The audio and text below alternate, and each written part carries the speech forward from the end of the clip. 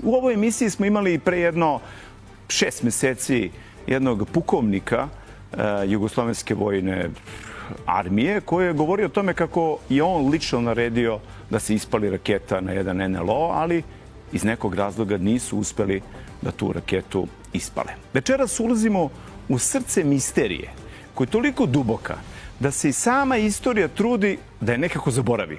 Jer postoji nešto što se ponavlja kroz vekove, isti simboli, ista bića, isti tiho urezani tragovi, ostavljeni širom planete. U manastiru Visoki Dečani na freskama starim više stotina godina prikazan je lik zatvoren u strukturi koja zastrašujuće podsjeća na leteću napravu.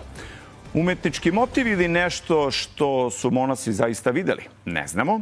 A onda kao da to nije dovoljno. Isti oblici pojavljuju se u Peru, Nepalu, Australiji, Africi. Civilizacije koje nikad nisu imale kontakt. A kao da su crtale istog gosta, istog putnika, istu senku koja se vraća. Da li su opisivali stvarnost ili umetnost u zidove šifru ili upozorenje za buduće generacije?